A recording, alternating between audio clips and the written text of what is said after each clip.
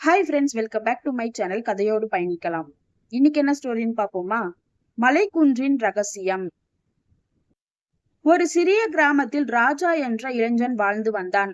அவன் பெற்றோர்களை இழந்து ஊரில் உள்ள அனைவரின் அன்பையும் நம்பியே வளர்ந்தான். ராஜாவுக்கு ஒரே ஒரு பேராசை, ஊருக்கு அருகில் உள்ள மலைக்குன்றின் உச்சியில் ஏறி சூரிய உதயத்தை காண்பது. ஆனால் அந்த மலைப்பாதை மிகவும் கடினமானது என்றும் பல ஆண்டுகளுக்கு முன்பு அங்கே ஒரு பயங்கரமான ராட்சதன் வசிக்கின்றான் என்றும் கிராமத்தில் பழங்கதை இருந்து வந்தது.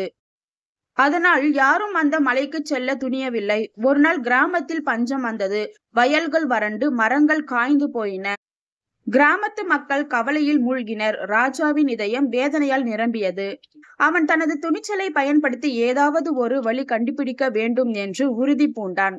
முதியவர்கள் ஒருவர் அந்த மலையின் உச்சியில் ஒரு புதிய புனித நீரூற்று இருப்பதாகவும் அதன் நீர் புனலாக ஓடிக்கொண்டே இருப்பதாகவும், ஆனால் இதை ராட்சதன் காக்கிறான் என்றும் கூறினார். ராஜா மலையேற முடிவு செய்தான். ஊர் மக்கள் தடுத்தனர். இது ஆபத்தானது ராஜா என்று எல்லோரும் கூறினர். ஆனால் ராஜா தன் முடிவில் உறுதியாக இருந்தான். அவன் ஒரு சிறிய கத்தி, ஒரு கயிறு மற்றும் கொஞ்சம் உணவு எடுத்துக்கொண்டு பயணத்தை தொடங்கினான். பாதை மிகவும் கரடு முரடானது. முட்புதர்கள், வழுக்கும் பாறைகள், அடர்ந்த மரங்கள் அந்த பாதையை மறைத்தன. பல மணி நேரம் நடந்த பிறகு ஒரு பெரிய குகையின் முன்பு வந்து நின்றான்.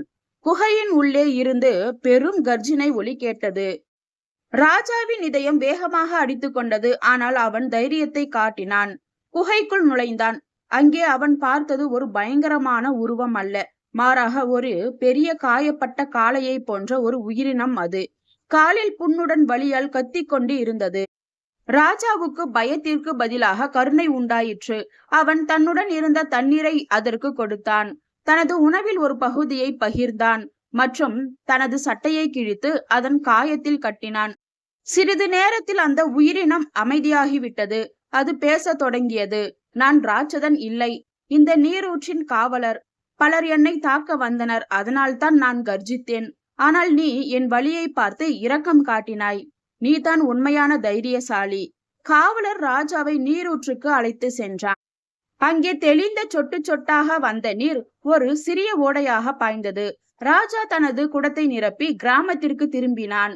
கிராமத்தில் ராஜாவை பார்த்து எல்லோரும் ஆச்சரியப்பட்டனர். அவன் கொண்டு வந்த தண்ணீர் மிகவும் புனிதமானது என்றும் வயல்களில் தெளித்த பொழுது மழை பெய்தது என்றும் கூறினர். பஞ்சம் நீங்கியது. ராஜா தன் தைரியம் மற்றும் கருணைக்காக ஊரால் போற்றப்பட்டான்.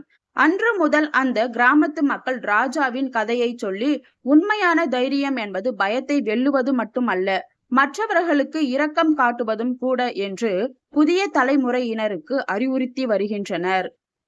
இதே போல சூப்பரான ஸ்டோரிஸ் கேட்கணுமா? அப்ப என்னோட சேனலை சப்ஸ்கிரைப் பண்ணிக்கோங்க. அடுத்த ஸ்டோரியில சந்திக்கலாம். பாய்.